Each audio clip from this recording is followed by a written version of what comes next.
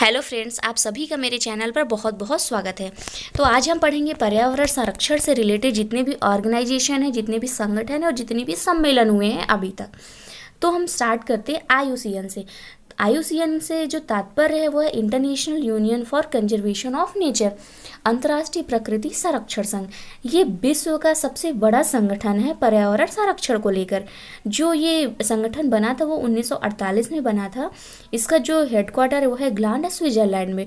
और जो आईयूसीएन है वो प्रकाशित करता है रेड डेटा बुक को। तो अब ये रेड डेटा बुक है क्या? रेड डेटा बुक जिसमें प्रत्येक पशु पक्षी पेड़ पौधे का विभाजन किया जाता है। रेड डेटा बुक में 9 श्रेणियां होती हैं।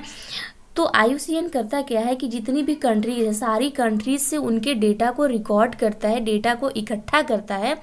जिस भी कंट्री में जितने भी जीव जंतु पेड़ पौधे हैं, फिर उन प्रत्येक को उन 9 वर्गों में विभाजित करता है उनके अनुसार। तो इसका जो प्रथम प्रकाशन हुआ था वो 1 जनवरी 1972 को हुआ था। ये अभी तक 5 किताबें प्रकाशित कर चुका है। और जब रेड डेटा बुक में जो जीव जंतु बहुत ही ज़्यादा संकटापन्न होते हैं, जो इंडेंजर्ड स्पीसीज होते हैं, उसको रेड से शो किया जाता है। और जब उस पे से खतरा टल जाता है तो उसको पिंक से शो किया जाता है। और जब उस पर किसी भी तरह का कोई खतरा नहीं रहता है तब ग्रीन से शो किया जाता है। अब हम पढ़ेंगे स्टॉकहोम सम्मेलन। इसका जो आयोजन हुआ था वो स्वीडन में हुआ था। तो ये 3 जून से लेके 15 जून तक हुआ था। ये प्रथम मानव पर्यावरण सम्मेलन है। प्रथम विश्वव्यापी स्तर पर यह हुआ था। इसे पर्यावरण संरक्षण का मैग्ना कार्टा कहा जाता है। इसका जो हेडक्वार्टर है वो है नैरोबी, केन्या में। तो जब 3 जून से 15 जून के बीच में ये सम्मेलन हुआ था, उसी में ये कहा गया था कि जो पूरा विश्व है वो 5 जून को पर्यावरण दिवस के रूप में मनाएगा। तो उसी के बाद से हम प्रत्येक 5 जून को विश्व पर्यावरण दिवस के रूप में मनाते हैं। ये ग्लोबल 500 पुरस्कार प्रदान करता है, जिसका कि नाम चेंज करके अब इसका नाम चैंपियन ऑफ अर्थ रख दिया गया है। फिर हम आते हैं साइट्स पे। 1976 में लागू हुआ था। विश्व का सबसे बड़ा वन्य जीव समझौता संरक्षण है, conservation on international trade in endangered species, जिसमें कहा गया था कि जीव और उनके अंगों के व्यापार पर पूरी तरह से प्रतिबंधित कर दिया गया था। इसका हेडक्वार्टर है वॉशिंगटन डीसी में। और स्टॉकहोम सम्मेलन में ही जो यूएनईपी है, यूनाइटेड नेशन इन्वायरमेंट प्रोग्राम 1972, इसका भी गठन हुआ था। इस कार्यक्रम को मान्यता दी गई थी, जिसका मुख्यालय है नैरोबी, केन्या में। अब आते हैं वियना सम्मेलन पे। वियना ऑस्ट्रिया में है। ये जो सम्मेलन हुआ था 1985 में हुआ था। ओजोन परत की सुरक्षा को लेके, जो भी ओजोन का डिग्रेडेशन हो रहा है उसकी सुरक्षा को लेके वियना सम्मेलन हुआ था। फिर मॉन्ट्रियल प्रोटोकॉल, जो मॉन्ट्रियल है वो कनाडा में स्थित है। ये प्रोटोकॉल हुआ था 1987 में। तो इसमें जो हस्ताक्षर हुआ था 16 सितंबर 1987 को हुआ था। इसी वजह से 16 सितंबर को हम ओजोन दिवस के रूप में मनाते हैं। और ये लागू हुआ था 1 जनवरी 1989।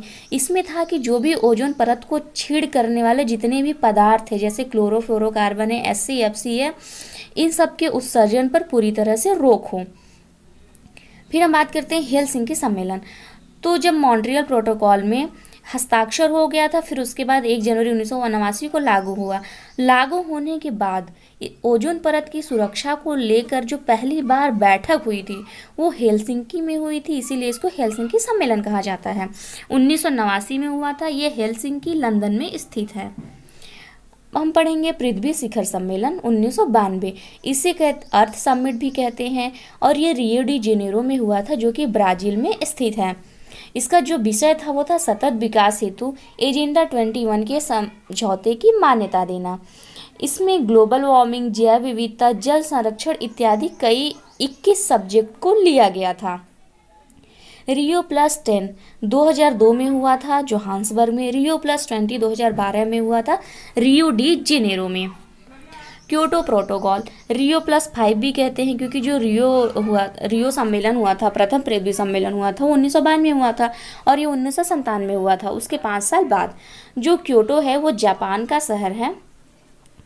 क्योटो प्रोटोकॉल में किया गया था जो कार्बन डाइऑक्साइड है, ग्रीन हाउस गैसेस का जो उत्सर्जन है उसको कम किया जाए। जितनी भी ग्रीन हाउस गैसेज है, जैसे मीथेन हो गया, कार्बन डाइऑक्साइड हो गया, इन सब के उत्सर्जन को कम किया जाए। तो यूएनएफसीसी को 1992 में साइन किया गया था। तो प्रथम जो COP3 हुआ था 1993 में हुआ था। फिर 11 दिसंबर 1997 में जापान के क्योटो शहर में ये सम्मेलन हुआ था, इसीलिए इसको हम क्योटो प्रोटोकॉल कहते हैं। इसका जो मेन सब्जेक्ट था वो था ग्रीन हाउस गैसेस के उत्सर्जन पर रोक लगाया जाए। फिर हम बात करते हैं, ये लागू हुआ था 16 फरवरी 2005 को और भारत ने इस पर हस्ताक्षर किया था अगस्त 2002 को। वर्ल्ड वाइल्ड लाइफ फंड 1961 में ये स्थापित किया गया था। ये इंडेंजर्ड स्पीसीज के संरक्षण के लिए है। जो भी संकट में जो भी प्राणी हैं उनके संरक्षण के लिए ये स्थापित किया गया था। ये नॉन प्रॉफिटेबल गवर्नमेंटल ऑर्गेनाइजेशन है। इसका हेडक्वार्टर है इंग्लैंड स्विट्ज़रलैंड में और इसका जो लोगो है ये जायंत पांडा, जो कि एक चाइना का पशु है। इसका हम लोगो जायंत पांडा इसलिए कहते हैं क्योंकि जब ये वर्ल्ड वाइल्ड लाइफ फंड की स्थापना की गई थी तो उसमें जो चाइना में था ये पशु ऐसा था जो कि बहुत ही ज़्यादा खतरनाक था। तो WWF को ऐसा पशु चाहिए था जिससे लोग डरे, जिससे लोगों को समझ में आए कि ये कितना इम्पॉर्टेंट है। इस वजह से ये लोगो रखा गया। फिर हम बात करते हैं बार्न सम्मेलन, ये 2017 में हुआ था। इसका जो मेन उद्देश्य था वो था कार्बन उत्सर्जन को कम करने के लिए उपाय करना।